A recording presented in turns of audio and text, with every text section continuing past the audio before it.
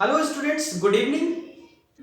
तो अभी तक हम 3 डेज में फर्स्ट चैप्टर मतलब रैशनल नंबर जो फर्स्ट चैप्टर है हम खत्म कर चुके हैं। कुछ एक दो क्वेरीज मेरे पास आई हैं व्हाट्सएप के थ्रू, मैं उन डाउट्स को क्लियर कर देता हूं आज। और उन डाउट के क्लियर करने के बाद हम सेकंड चैप्टर जो कि linear equation in one variable है उसके बारे में डिस्कस करेंगे। तो लास्ट चैप्टर की कुछ क्वेरीज पूछी थी, एक तो समीक्षा ने पूछी थी। क्वेश्चन नंबर 9 एक्सरसाइज फर्स्ट का बताना है, चलिए उसे डिस्कस करते हैं। देखिए, एक डाउट आप लोगों का सबसे पहले मैं क्लियर करने वाला हूं ये भी कि कई बच्चे मल्टीप्लिकेटिव इनवर्स को मल्टीप्लिकेशन लिख ले रहे हैं, जो कि बिल्कुल गलत है। मल्टीप्लिकेटिव इनवर्स का मतलब होता है 3/4 का मल्टीप्लिकेटिव इनवर्स क्या होगा? Multiplicative inverse is equal to 4/3। उल्टा हो जाता है, मतलब रेसिप्रोकल हो जाता है। क्लियर है? एक टर्म मैंने बीच में बताई थी, मल्टीप्लिकेटिव आइडेंटिटी।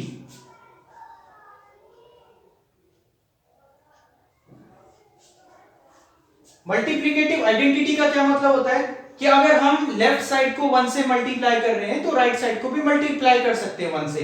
जैसे 3/4 इंटू 1 इक्वल टू 1 इंटू 3/4। अगर किसी जगह ऐसी आइडेंटिटी लगती है, अगर किसी जगह ऐसे LHS में 1 मल्टीप्लाई कर दिया और RHS में भी 1 मल्टीप्लाई कर दिया, तो यहां पे हम कहते हैं कि मल्टीप्लिकेटिव आइडेंटिटी की प्रॉपर्टी लगी है। तो इसमें और इसमें देखो कितना बड़ा डिफरेंस है। लेकिन कई बच्चे इसको भी मल्टीप्लिकेटिव या मल्टीप्लिकेशन कह दे रहे हैं, जो कि गलत है। तो एक तो इसमें आप लोग डिफरेंस बिल्कुल अच्छे से समझें। सेकंड, जो क्वेश्चन नंबर 9 पूछा गया है वह है इज 0.3। क्वेश्चन पूछा गया है is 0.3 the multiplicative inverse of 3 1/3। Question पूछा गया है क्या 0.3 3 1/3 का मल्टीप्लिकेटिव इनवर्स है? देखिए, किसका इनवर्स पूछा गया है? इसका। तो इसको सबसे पहले लिख लेते हैं यहां पे। अगर मैं इसको सिंपल फॉर्म में चेंज करूं, ये मिक्स फ्रैक्शन में है, सिंपल फ्रैक्शन में चेंज करूं तो कितना हो जाएगा? 3 3 9 + 1 10/3। ठीक है। अगर मैं इसका मल्टीप्लिकेटिव इनवर्स निकालूं तो कितना हो जाएगा? ये उल्टा हो जाएगा, मतलब इसका रेसिप्रोकल 3/10। सही है। तो देखिए, हमने क्या पढ़ा कि 3 1/3 का मल्टीप्लिकेटिव इनवर्स कितना हो गया? 3/10 हो गया। हमारे पास क्या दिया हुआ था? 0.3, मतलब डेसिमल की फॉर्म में दिया हुआ था। अच्छा, इसको डेसिमल की फॉर्म में कन्वर्ट कर लेते हैं। हमें पता है कि जब नीचे 10 होता है तो इसको डेसिमल में चेंज करेंगे तो ये जो एक जीरो है तो डेसिमल इधर आ जाता है, मतलब ये हो जाएगा 0.3। अगर हम 10 हटाएंगे तो डेसिमल कहां आ जाएगा? 1 प्लेस लेफ्ट साइड आ जाएगा, तो ये हो जाएगा 0.3। तो अब हम फिर से क्वेश्चन के पास जाते हैं। पूछा गया था इज 0.3, क्या 0.3 इसका मल्टीप्लिकेटिव इनवर्स है? तो देखिए 3 1/3 को सॉल्व करके मल्टीप्लिकेटिव इनवर्स कितना आया? 0.3। तो answer will be yes. Answer क्या होगा? Yes, 0.3 is the multiplicative inverse of this, कि 0.3 इसका मल्टीप्लिकेटिव इनवर्स है। अभी समझ आ गया? इस क्वेश्चन को समझने के बाद अगर चैप्टर 1 में फिर भी कोई डाउट है, किसी भी क्वेश्चन में, किसी भी प्रॉपर्टी में कोई डाउट होगा तो आप मुझे पर्सनली व्हाट्सएप कर सकते हैं। मैं उस डाउट को अगले वाले डे में क्लियर कर दूंगा। ठीक है। अभी हम बढ़ते हैं नेक्स्ट चैप्टर की तरफ। So the next chapter is linear equation in one variable.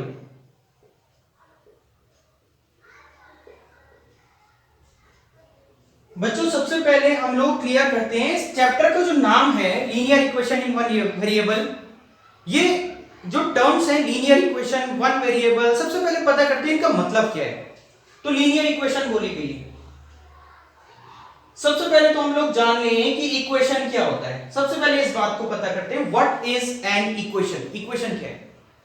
देखिए, कभी भी कोई एल्जेब्रिक एक्सप्रेशन लिखा जाता है और उस एक्सप्रेशन की दोनों साइड दी गई है, मतलब लेफ्ट हैंड साइड भी दिया गया है और राइट हैंड साइड भी दिया गया है, तो वो एक इक्वेशन होता है। जैसे मैं लिख देता हूं 2x + 3y = 15, ये एक इक्वेशन है, क्योंकि इसकी एक लेफ्ट हैंड साइड भी है और एक राइट हैंड साइड भी है। तो इक्वेशन का क्या मतलब होता है, equation holds the left hand side as well as right hand side. Clear है? लेकिन अगर हमारे पास कहीं पे इतना दिया हुआ है 2x + 3y, it is an expression, ये एक एक्सप्रेशन है। क्लियर हो गया difference between expression and equation? Alright, चलिए इक्वेशन जब समझ आ गया तो अब पता करते हैं what is a linear equation. अब लीनियर इक्वेशन क्या होता है? देखिए, लीनियर का मतलब होता है कि जो भी हम वेरिएबल यूज करेंगे वो उसकी मैक्सिमम पावर 1 होनी चाहिए। जो भी हम वेरिएबल यूज करेंगे उसकी मैक्सिमम पावर 1 होनी चाहिए। जैसे देखिए, मैं तो इक्वेशन ऐसा भी लिख सकता हूं, 2x + 3y = 15, 2x² + 3x = 9, 3x³ + 15x = 81। सारी इक्वेशंस है ना, क्योंकि left hand side right hand side है। यहां भी LHS RHS है, यहां भी LHS RHS है, लेकिन हम तीनों में एक डिफरेंस है। यहां पे देखें तो वेरिएबल x और y यूज हो रहा है, लेकिन वेरिएबल की मैक्सिमम पावर कितनी है? 1 है। x की पावर यहां पे कुछ नहीं है तो 1 होती है, y की पावर कुछ नहीं है तो 1 होती है। तो इस वाली इक्वेशन में मैक्सिमम पावर 1 है, तो इस वाली इक्वेशन को कहेंगे हम लीनियर इक्वेशन। बात समझ में आ गई कि जहां भी वेरिएबल की मैक्सिमम पावर 1 होगी वह एक लीनियर इक्वेशन है। अच्छा ठीक, अगर हम इसे देखें तो x की पावर 2 है, यह लीनियर इक्वेशन नहीं है, तो इसका कुछ और नाम है। क्या नाम है? Quadratic equation. क्वाड्रेटिक इक्वेशन, जो कि आप लोग क्लास 10th में पढ़ने वाले हैं। क्लियर हो गई बात? ओके, जैसे अब इस वाली इक्वेशन को देखो तो x की मैक्सिमम पावर कितनी है? 3 है। इसे कहते हैं क्यूबिक इक्वेशन। क्यूबिक इक्वेशन, क्योंकि क्यूब है, पावर 3 है। इतना भी बात समझ में आ गई? अगर पावर 4 होगी या 5 होगी या 6 होगी, उन्हें क्या कहते हैं? उन्हें पॉलिनोमियल्स बोल लेते हैं। क्योंकि 4, 5, 6 अब हम नाम नहीं रखते उनके, क्योंकि बहुत ज्यादा पावर हो सकती है, कुछ भी हो सकती है, तो हम उन्हें कह लेते हैं पॉलिनोमियल्स। पॉलिनोमियल्स, तो क्या ये भी पॉलिनोमियल्स हैं? हाँ जी, ये भी पॉलिनोमियल्स हैं, लेकिन हमें इनके नाम पता है, इसलिए हम सीधा इनको linear equation, quadratic equation, cubic equation कहते हैं। ठीक है, पूछा जाए कि ये पॉलिनोमियल्स हैं या नहीं है, तो ये भी पॉलिनोमियल्स हैं। सही हो गई बात? इतनी समझ आ गई? अब हम इनको छोड़ देंगे क्योंकि ये हमारे सिलेबस में अभी नहीं है। हम बात करेंगे लीनियर इक्वेशन की। तो अभी तक हमें इक्वेशन समझ आ गया, हमें लीनियर इक्वेशन पूरी बात समझ आ गई। अब वन वेरिएबल की बात करेंगे। तो मैंने एग्जांपल लिखा है 2x + 3y = 15। ये एक लीनियर इक्वेशन है, क्योंकि जो वेरिएबल है, वेरिएबल कहते हैं इन्हें x, y, z, a, b, c, d कुछ भी यूज हो रहा है वह वेरिएबल है। उनकी मैक्सिमम पावर कितनी है? 1 है। तो ये एक लीनियर इक्वेशन है। लेकिन क्या ये वन वेरिएबल है? देखिए, वेरिएबल कितने यूज हो रहे हैं? पहला वेरिएबल x यूज हुआ, दूसरा वेरिएबल y यूज हुआ, यानी कि एक से ज्यादा वेरिएबल यूज हुआ है। तो इसे क्या कहते हैं? लीनियर इक्वेशन इन 2 वेरिएबल्स, क्योंकि दो अलग अलग वेरिएबल्स यहां पे यूज हुए हैं।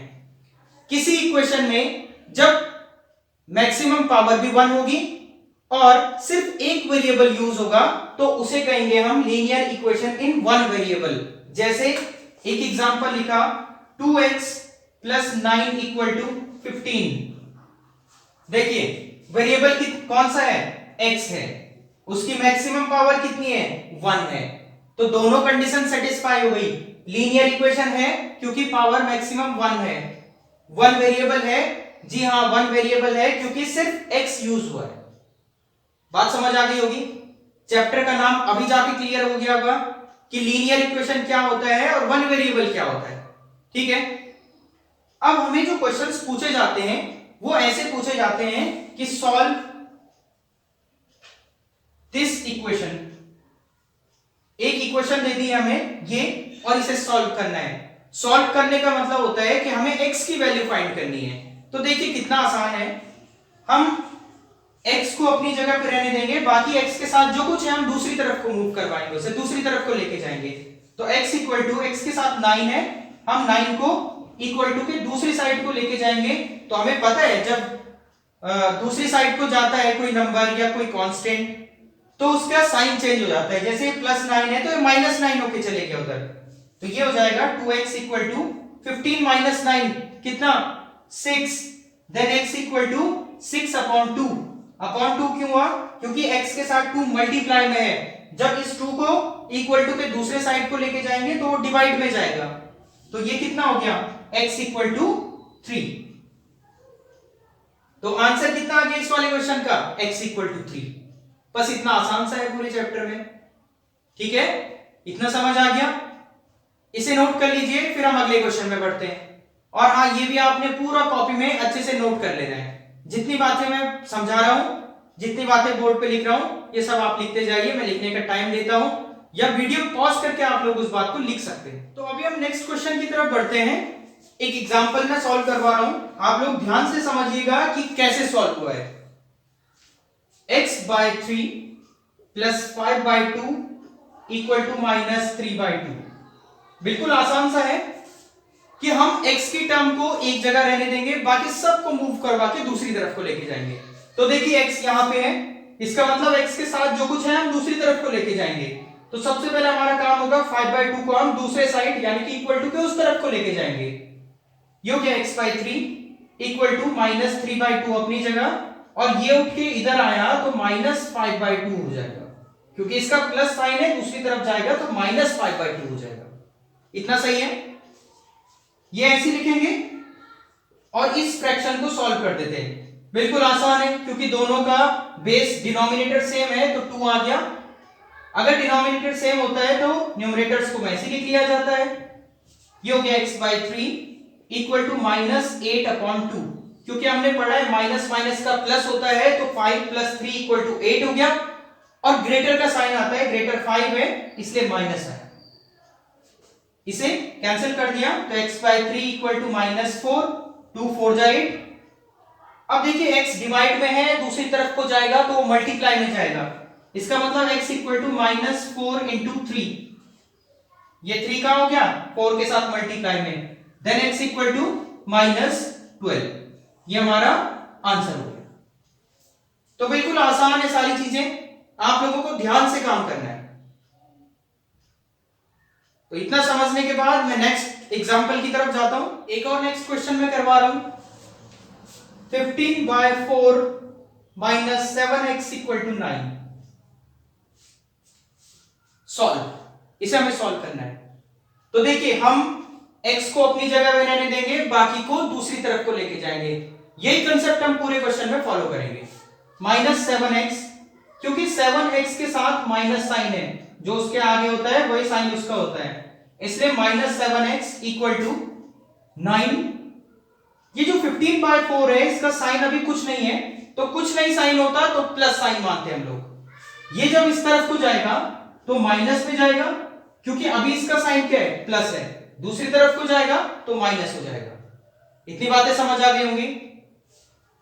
तो -7x को ऐसे लेने दिया और इस एलसीएम को हम सॉल्व करेंगे, इसे हम सॉल्व करेंगे। 9 के नीचे 1 मान सकते हैं हम लोग, एलसीएम 4 हो गया, क्या हो जाएगा 9 4 जा 36, तो माइनस अपनी जगह, 15 1 जा 15। अब ये तो आप लोगों को आना चाहिए क्योंकि फ्रैक्शन है, कम से कम हम 4th 5th से ये बात पढ़ना शुरू कर लेते हैं। चलिए ठीक, आगे -7x = 36 - 15 कितना हो जाएगा 21, तो 21/4। यहां तक समझ आ गया होगा। अब क्या करना है देखो, क्योंकि हमें तो x की वैल्यू फाइंड करनी है, उसके साथ जो कुछ होगा हमें दूसरी तरफ को लेके जाना है। x के साथ क्या है -7 है, इसका मतलब -7 को हम दूसरी साइड लेके जाएंगे।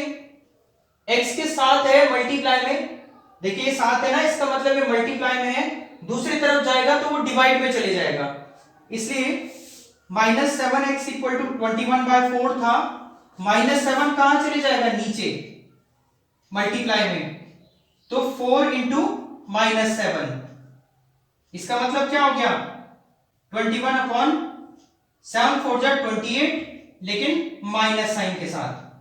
अब देखिए 7 से दोनों चीजें कट सकती हैं, तो जी हां हम काट लेते हैं इसे, 7 3 जा 21, 7 4 जा 28 और माइनस साइन। फाइनल आंसर कितना हो गया -3/4। अभी कई बच्चे कंफ्यूज हो गए होंगे कि माइनस तो नीचे था, मैं बीच में कैसे लेके आ गया। तो देखिए आपको बता दूं, -3/4, -3/4, 3/-4, ये सारी एक ही बात है। ये लिखो या ये लिखो या ये लिखो, तीनों एक ही बात है। माइनस हम कहीं भी लिख सकते हैं, लेकिन एक जगह लिखेंगे सिर्फ, ऐसे नहीं कि ऊपर भी लिख दिया न्यूमरेटर के साथ और डिनोमिनेटर के साथ भी लिख दिया, वो गलत है। तो इतनी बातें समझ आ गई। तो इतनी बातें समझने के बाद मैं एक दूसरा तरीका भी बता देता हूं जो बिल्कुल आसान होने वाला है, हम उससे भी इस क्वेश्चन को कर लेते हैं। ये नोट कर लीजिए आप। अगले मेथड से समझें तो ये -7x है, सबसे पहले इसको उठा के इधर लेके आ जाओ, क्योंकि x के साथ माइनस साइन है उसे पॉजिटिव कर देते हैं, और पॉजिटिव करने का क्या तरीका है कि दूसरी तरफ को लेके चले जाओ। तो 15/4 अपनी जगह, 9 अपनी जगह, ये वाला 9 इक्वल टू के इस तरफ, और 7x उठा के इधर लेके आ गए तो वो +7x हो गया। सबसे पहले इतना काम कर लिया। अब क्योंकि हम लोगों ने पढ़ा है कि x के साथ जो कुछ होगा हमें दूसरी तरफ को लेके आना होता है, इसलिए सबसे पहले इस 9 को इधर ले आते हैं। तो ये हो जाएगा 15/4 - 9 इक्वल टू 7x। इस फ्रैक्शन को सॉल्व कर लेते हैं जैसे हमने पहले किया था। 4, ये हो जाएगा 15 - 9 4 जा 36 इक्वल टू 7x। इतनी बातें तो सही है, सब समझ आ गई होंगी। अभी 15 - 36 इक्वल टू कितना हो जाएगा, -21/4 इक्वल टू 7x। अगर किसी कंडीशन में सिर्फ दो टर्म आएंगी, ये और ये, मतलब इस यहां और यहां, 7 से 21 कट सकता है। अगर इसके टेबल में ये आता है, लेकिन आमने सामने होने चाहिए, नीचे नहीं होना चाहिए, तो इसके टेबल में ये कट सकता है तो हम काट देंगे। 7 3 जा 21, तो कितना हो गया, -3/4 इक्वल टू x। तो x की वैल्यू देखिए कितने आसानी से आ गई हमारे पास। तो इस बात को आप आगे से ध्यान रखेंगे और इंप्लीमेंट कर सकते हैं इस बात को हम लोग, ठीक है। तो इस मेथड से भी आप लोग इस क्वेश्चन को कर सकते हैं। अभी आप लोगों की 2.1 एक्सरसाइज कंप्लीट हो गई है। कुछ 10-11 क्वेश्चंस हैं, ये आपने घर पे करने हैं। जितने 3 क्वेश्चंस बताए हैं, तीनों अलग अलग टाइप के थे, तो यही टाइप यहाँ पे इंप्लीमेंट होने हैं और पूरी एक्सरसाइज आप लोगों के लिए प्रैक्टिस के लिए दे दी गई है। अगर कहीं एक्सरसाइज से कोई प्रॉब्लम होगी, वैसे तो नहीं होनी चाहिए, बड़े ध्यान से आप लोग क्वेश्चन कीजिए। कई प्रॉब्लम होती है तो आप लोग मुझे बताना, व्हाट्सएप कर सकते हैं कि मुझे इस क्वेश्चन में दिक्कत हुई है, ठीक है। उसे अगले वीडियो में डिस्कस करेंगे। तो इस वीडियो में इतना ही रखेंगे। Thank you so much.